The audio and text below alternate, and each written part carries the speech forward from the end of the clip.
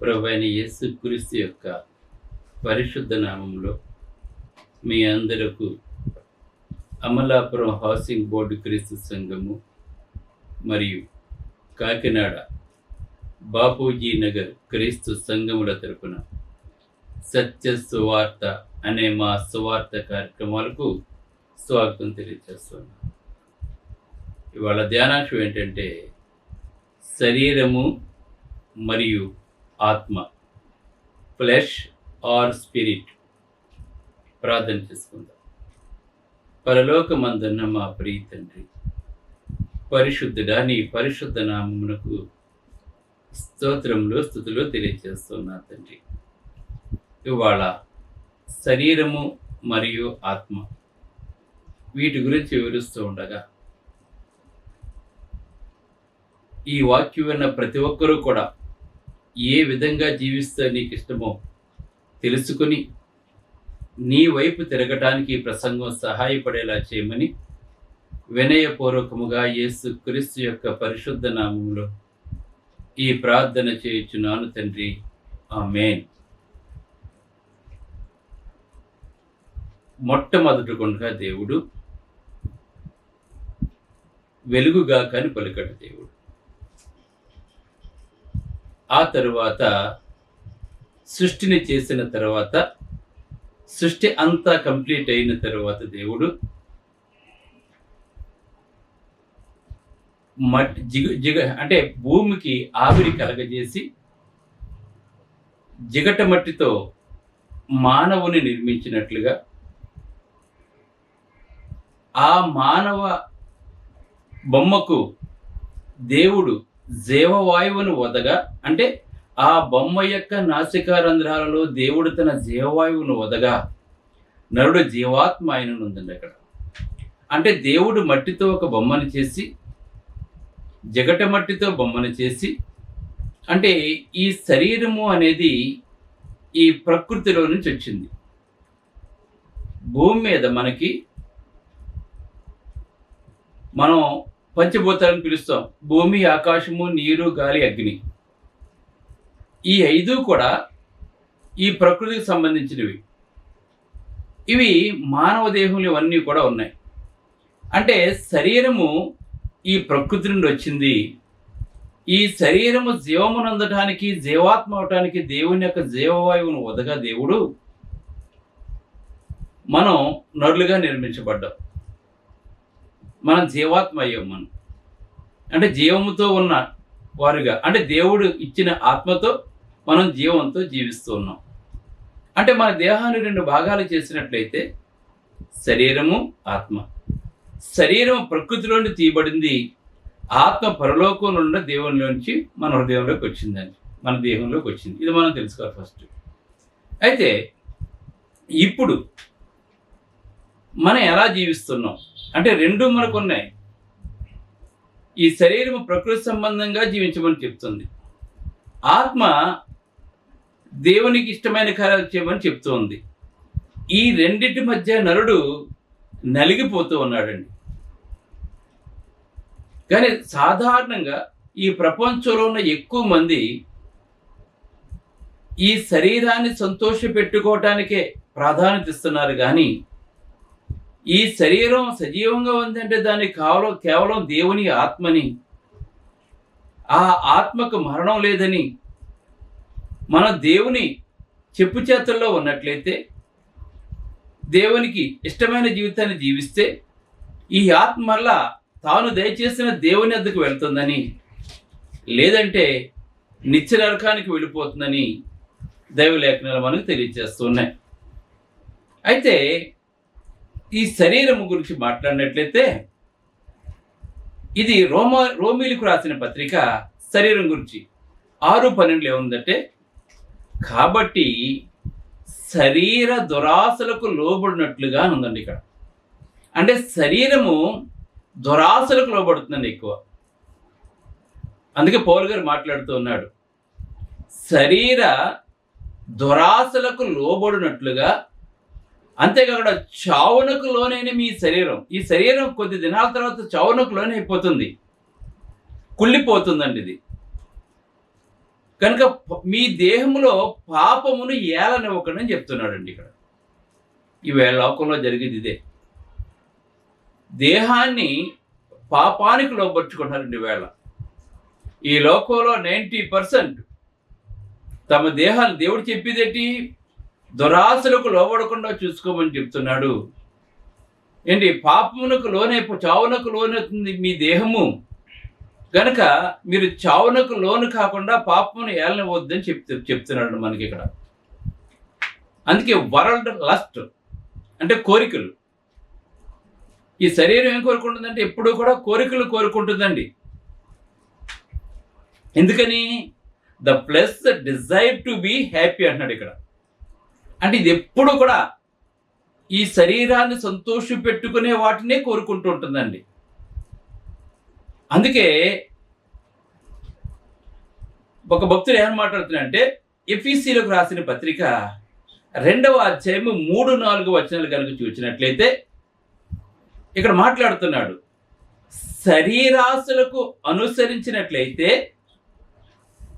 దేవుని ఉగ్రతకు గురవుతాం.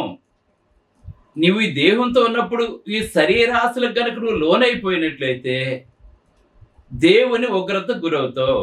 ఉదాహరణ, నోవహు కాలంలో వాళ్ళు తినుచు తాగుచు పెళ్ళాడుచు సంతోషంగా ఉన్నారండి. వాళ్ళు కేవలం వారు తమ దేహాల్ని సంతోష పెట్టుకొట్టేనే ఇదే జీవితం అని చెప్పి అనుకున్నారు. కానీ దీనిలో ఒక ఆత్మ ఉంది. ఆ ఆత్మ దేవుని ఎదురు నుంచి వచ్చింది. మనము జగత్పునాది వేయబడక మునుపు క్రీస్తు ద్వారా దేవుని మహింపరచడానికి దేవుడు మనల్ని ఏర్పాటు చేసుకున్నాడు. ఆయన తన దూతలను నమ్మటం లేదు, తన పోలికతో తన స్వరూపం మనల్ని చేసుకున్నాడు అని ఒక్క కుటుంబం తప్ప మిగిలిన వారు ఎవ్వరూ కూడా దేవుని వైపు తిరగలేదండి వాళ్ళు. అందుకే జలప్రళయం వచ్చి వారందరూ కూడా చనిపోవడం జరిగింది. అందుకే శరీరాశలను అనుసరించినట్లయితే దేవుని ఉగ్రత గురైపోతాం. కనుక ఇప్పుడు ఒకవేళ నువ్వు రక్షించబడితే మళ్ళా తిరిగి అటువంటి శరీరాశలకు మీరు గురి కావద్దని చెప్పి ఇక్కడ హెచ్చరిక చేస్తున్నాడండి ఇక్కడ. అందుకే conformity to the world's value system అంటాడండి దీన్ని. అంటే మనం అటువంటి వాటికి మనం గురి కాకూడదని చెప్పి మాట్లాడుతూ ఇంకా 17వ వచనం 20వ వచనం కనుక మనం ఒకసారి చూసినట్లయితే 17వ వచనం 20వ వచనం కనుక ఎఫెసీ పత్రిక మనం చూసినట్లయితే అక్కడ ఏమనుందంటే, కాబట్టి అన్యజనులు నడుచుకున్నట్లు మీరిక మీదట నడుచుకొనవలదని ప్రభువునందు సాక్ష్యం ఇచ్చుచున్నాను. ఈ అన్యజనులందరూ కూడా, క్రీస్తులో లేని వారందరూ కూడా ఈ లోకంలో శరీరాన్ని సంతోషం పెట్టుకోవడానికి జీవిస్తారు వాళ్ళు. కనుక మీరు అలా ఉండొద్దని మాట్లాడుతూ, వారైతే అంధకారమైన మనస్సు గలవారై తమ హృదయ కాఠిన్యము వలన తమలోనున్న అజ్ఞానము చేత దేవుని వల్ల కలుగు జీవముల నుండి వేరుపరచబడిన వారై, నువ్వు శరీరాన్ని సంతోషం పెట్టుకుని శరీర ప్రకారంగా జీవిస్తాను, ఇదే నా జీవిత ఉద్దేశం అని చెప్పి నువ్వు అనుకున్నట్లయితే ఏం చెప్తున్నాడు దేవుడు? తమలోనున్న అజ్ఞానము చేత దేవుని వల్ల కలుగు జీవముల నుండి వేరుపరచబడతావు. దేవుని వలన కలుగు జీవముల నుండి వేరుపరచబడిన వారే తమ మనస్సునకు కలిగిన వ్యర్థత అనుసరించి నడుచుకొనుచున్నారు అని మాట్లాడుతున్నాడు. ఇంకా వారు సిగ్గులేని వారై ఉండి, వాళ్ళు చూడండి పొట్టు బట్టలు వేసుకుని, చిల్లు బట్టలు వేసుకుని, దేహం అంతా అందరికీ కనపడలే పెట్టుకుని మనం చూస్తున్నాం. తాగుతూ అది తప్పు కానట్లు బహిరంగంగా ఏది పడితే తప్ప దేవుడు వద్దనేది బహిరంగంగా చేసేస్తూ, వివాహ వ్యవస్థను పాడు చేసేస్తూ, ఆ డేటింగ్ల పేరు చెప్పి, ఆ పేరు చెప్పి, ఈ పేరు చెప్పి చేసేస్తుంటే శరీరం సంతోష పెట్టుకోవడానికి వారు సిగ్గులేని వారై ఉండి నానా విధమైన అపవిత్రతను అత్యాశతో జరిగించుటకు తమ్మును తామే కామకత్వానికి అప్పగించుకుంటానని మాట్లాడుతున్నారండి. గమనించండి, తమ్మును తామే కామకత్వానికి అప్పగించుకొనుచున్నారని ఇక్కడ మాట్లాడుతూ ఉన్నాడు. ఇంకా 1 కొరింథీయులకు రాసిన మొదటి పత్రిక 3:19 చూసినట్లయితే, ఈ లోక జ్ఞానము దేవునికి వెరితనము. ఈ లోక జ్ఞానం దేవునికి ఏంటి? వెరితనం. మీరేమనుకుంటారు? ప్రపంచం చాలా అడ్వాన్స్ అయిపోయింది, ఇంకా మా పూర్వీకులాగానే మనం జీవించాలా, అప్డేట్ అవ్వాలని చెప్పి మాట్లాడు. అప్డేట్ అవ్వడం దేంట్లో అప్డేట్ అవ్వాలి? పతనంలో పడిపోవటం అప్డేట్ అంటాం దాన్ని మనం. ఆచార వ్యవహారాలు మానేసి సిగ్గు చెరవ లేకుండా తిరగటం అప్డేట్ అవటం అంటాం మనం. ఇవాళ లోకం అంతా కూడా అప్డేట్ అని పేరు చెప్పి టెక్నాలజీ డెవలప్ అయిన తర్వాత మితిమీరిన పాపానికి గురైపోతున్నారు ఈవేళ. ఇంకా చూసినట్లయితే సీక్స్ ఇమీడియేట్ ప్లెజర్ అని ఉందండి ఇక్కడ. అంటే ఏంటనమాట, క్షణమాత్రమే ఆనందం అనమాట దానికి. అంటే క్షణమాత్రం ఉండే ఆ సంతోషం కొరకు మనం ఏం చేస్తాం, ఎంత నిత్యానికని దిగబుద్ధి జరిపోతున్నాడు. ఇప్పుడు తాగుతాడు, కొంతసేపు ఉంటుంది, దిగిపోయిన తర్వాత మళ్ళీ మామూలు అయిపోతాడు. వ్యభిచారం చేస్తాడు, క్షణమాత్రం ఉంటుంది, తర్వాత మళ్ళీ ఏమైపోతుంది అది. అంటే క్షణమాత్రం ఉండే ఆనందం కొరకు, కానీ శాశ్వత కాలం ఆనందం, నిజమైన ఆనందం ఎక్కడ ఉండదు, పరలోకంలో ఉంటుంది మనకి. దాన్ని విడిచిపెట్టేస్తారని చెప్పి మాట్లాడుతున్నాడు. అయితే ఈ శరీర సంబంధులు ప్లేసెస్ ఇంపార్టెన్స్ అపాన్, అంటే ఈ శరీర సంబంధులు ఎక్కడ ఎలా జీవిస్తారు అంటే వాళ్ళు ఎటువంటి లక్షణాలు కలిగి ఉంటారు అంటే సెల్ఫ్ ఇంపార్టెన్స్ అండి. అంటే వాళ్ళేంటి, ఎప్పుడు వాడి గురించే ఆలోచించుకుంటాడు. అందుకే సెల్ఫ్ ఇంపార్టెన్స్ అని మాట్లాడుతున్నారు. అంటే ఏంటి, వాడి గురించే, వాడి గొప్పతనం గురించి, వాడి బతుకు గురించి, వాడి గురించి ఎప్పుడు చూసినా సరే స్వీయ ప్రాముఖ్యత, ఇతరులకి ఇవ్వడానికి ప్రాముఖ్యత. ఇంకొక క్యారెక్టర్ ఏంటంటే స్టేటస్ కోరుకుంటాడు వీడు, ఇప్పుడు కూడా గొప్ప ఉన్నతమైన స్థితిలో ఉండాలని చెప్పి హోదా కోరుకుంటాడు అటు వీడు. ఇంకా ప్లెజర్ అంటే ఆనందాలు, అంటే ఏంటి, తన చుట్టూ ఎప్పుడు ఆనందంగానే ఉండాలి. అది దేవునికి ఇష్టం లేకపోయినా సరే ఈ స్వభావం గల వారు ఇటువంటి కోరికలు కోరుకుంటారండి. ఎంటర్టైన్మెంట్, ఎప్పుడు వినోదము. అలాగే వెల్త్, ఐశ్వర్యం, సంపద, వీటి చుట్టూ తిరుగుతుంటాడు శరీర సంబంధాలు అందరూ కూడాను. ఇంకా మంచి ఫుడ్, సెక్స్, ఇవేనండి ఈ శరీర సంబంధాలు అందరూ కూడా ఏంటంటే self importance, status, pleasure, entertainment, wealth, food, sex, అంటే వీటి చుట్టూనే తిరుగుతుంటారు వీళ్ళు. ఈ లోకం అంతా కూడా వీటి చుట్టూనే తిరుగుతుందండి. సొదొమ గొమొర్రా కానీ, అమ్మోనీయులు కానీ, వీళ్ళందరూ కూడా, ఇశ్రాయేలు కూడా చాలాసార్లు వీడి చుట్టూనే తిరిగి పతనం అయిపోయారండి చాలామంది. ఇవన్నీ కూడా శరీర సంబంధమైన వీటి గురించి చెప్పాను. ఇప్పుడు ఆత్మ సంబంధ విషయానికి వస్తున్నట్లయితే the spirit desire to be holy, అంటే దాని అర్థం ఏంటనమాట, ఇది ఆత్మ పవిత్రంగా ఉండాలనే కోరిక కలిగి ఉంటాడు వాడు. దేవుడు కనుక వాళ్ళలో ఉన్నట్లయితే తన పాపాలు పోగొట్టుకున్న, యేసుక్రీస్తు దేవుని కుమారుడు ఒప్పుకున్న తర్వాత, పాపాలన్నీ కడిగి వేసుకున్న తర్వాత వాడు పవిత్రుడుగా ఉంటాడు. తను పవిత్రుడుగా ఉండటమే కాకుండా లోకమంతా కూడా పవిత్రంగా ఉండాలని కోరుకుంటాడు వీడు. అసలు పాపం అనే మురుగుజోలికి వెళ్లకుండా, అందుకే అపవిత్రంగా ఉండాలి, పవిత్రంగా, ఆత్మ పవిత్రంగా ఉండాలని, అపవిత్రంగా ఉండకూడదని కోరుకుంటూ ఉంటాడు. అంటే వరల్డ్స్ ప్యూరిటీ, అంటే ప్రపంచం అంతా కూడా అలాగే ఉండాలని చెప్పి కోరుకుంటూ ఉంటాడు వాడు. అలాగనే ఇంకా చూసినట్లయితే 2వ కొరింథీయులకు రాసిన పత్రిక 10:5 చూసినట్లయితే ఇలా ఉందండి. మేము వితర్కములను, దేవుని గూర్చిన జ్ఞానమును అడ్డగించు ప్రతి ఆటంకమును పడదోసి ప్రతి ఆలోచనను క్రీస్తుకు లోబడినట్లుగా చెరబడుతున్నాను మాట్లాడుతున్నాడు. అంటే దేవునికి విరోధంగా ఉండే దేనైనా సరే, ఎటువంటి విపత్తర్కాన్ని, దేవుని గుర్చిన జ్ఞానమును అడ్డగించే ప్రతిదాన్ని ఏం చేస్తాం, మేము ఆటంకాలు పడద్రోసుకుని మేము మా శరీరాలను నలగొట్టుకుని దేవునికి అంకితం చేసుకుంటాం, దేవుని వైపు అనేక మందిని నడిపిస్తామని చెప్పి ఇక్కడ మాట్లాడుతున్నాడండి. ఇంకా రోమీలకు రాసిన పత్రిక 12:2 చూసినట్లయితే ఈ లోక మర్యాదను అనుసరింపక ఉత్తమమును, శరీర సంబంధులు ఈ లోక మర్యాదను అనుసరిస్తూ ఉంటారండి వాళ్ళు. వాళ్ళ దేహాన్ని చావుకులోనే దేహాన్ని ఏం చేస్తారు, అపవిత్రతకు అప్పగించుకుంటారండి వాళ్ళు. కానీ శరీర సంబంధి, ఆత్మ సంబంధులు అయితే, ఎవరి హృదయంలో అయితే దేవుడు ఉంటాడో, ఎవరైతే సత్యంలో జీవిస్తుంటాడో వాళ్ళు ఎలా ఉంటారంటే ఈ లోక మర్యాదను అనుసరింపక ఉత్తమమును, సంపూర్ణమును, అనుకూలమును, సంపూర్ణమై ఉన్న దేవుని చిత్తమేదో పరీక్షించి తెలుసుకుంటారండి వాళ్ళది. దేవుని చిత్తమేదో పరీక్షించి తెలుసుకుంటారండి వీళ్ళది. ఈ లోకంలో వాళ్ళు జీవించినట్టుగా జీవించరండి వాళ్ళు. ఇలా ఉండాలని చెప్పి దేవుడు మనకు తెలియజేస్తున్నాడు మనకి. ఇంకా ఇందాక చెప్పారు వాళ్ళు ఎలా తిరుగుతారు, వీళ్ళు ఎక్కడెక్కడ ఉంటారని చూసినట్లయితే వీళ్ళు చూసినట్లయితే దేనికి ఇంపార్టెన్స్ ఇస్తారు చూసినట్లయితే, వీళ్ళు విజ్డమ్ అంటే ఏంటి, క్రీస్తులు అందరూ కూడా ఈ లోకాన్ని జయించి వాళ్ళు ఎక్కడికి వెళ్ళాలి, పరలోకి వెళ్ళాలని కోరుకుంటుంటారండి వీళ్ళు.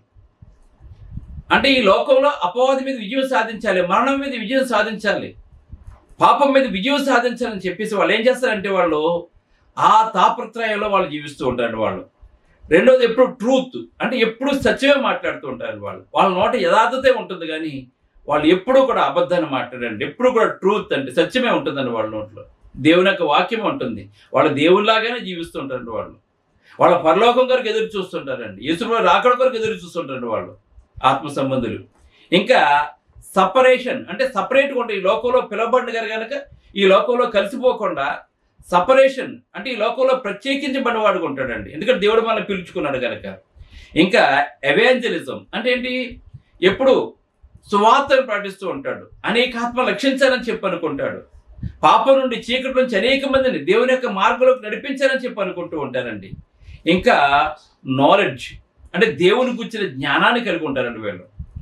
ఇంకా హోలీనెస్ ఎప్పుడు పరిశుద్ధత కలిగి జీవిస్తారండి వాళ్ళు.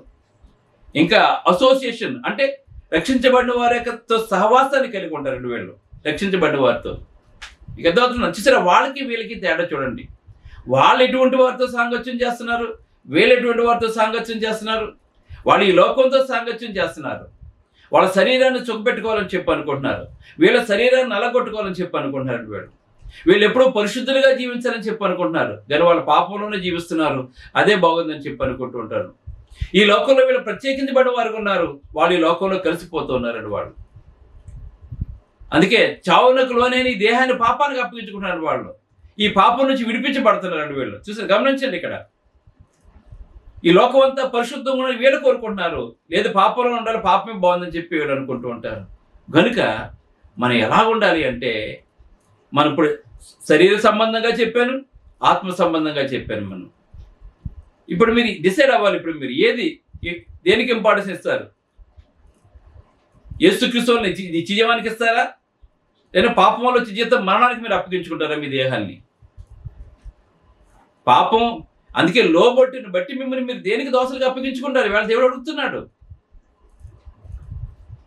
పాపంలోకి వచ్చే జీవితం మరణానికి గురవుతారా, యేసుక్రీస్తు నిత్య జీవానికి మీరు గురవుతారా? అందుకే నిత్య జీవానికి వారసులకు ఉండాలి.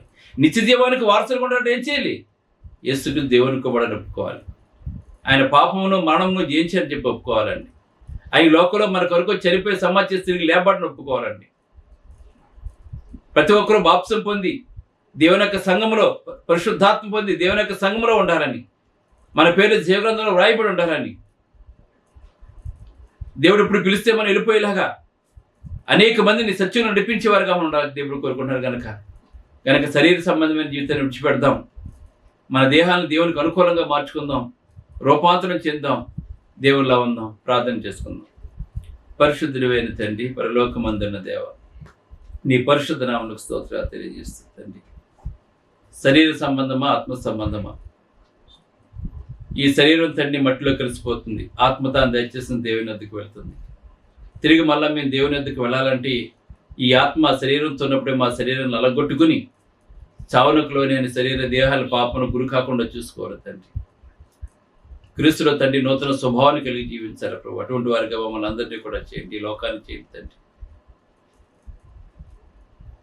దేవుల్లో ఉన్నటువంటి వాడు క్రీస్తు ఎలాగైతే జీవించాడో అలాగే జీవిస్తారు కనుక మేము కూడా అలాగే జీవించేలా చేయమని, ఈ లోకమాన్యులను మేము అంటుకోకుండా చేయమని, ఈ సత్యం అనేక మందికి తెలియచెప్పే కృపను దయచేయమని, ఈ వాక్యం ప్రతి ఒక్కరిని పేరు పేరువలసిన బలపరిచి దీవించి ఆశీర్వదించమని క్రీస్తును అడుగుచున్నాను తండ్రి. ఆమేన్. అందరికీ వందనములు. బ్రదర్ జార్జ్ రాజు వారా, church of Christ, housing board, Amalapuram, near KIMS medical college, Konaseema district, 538201. Mobile number 9848730355, 929331747. Email ID georgerajuvara@gmail.com. Website www.helpingforpoor.com.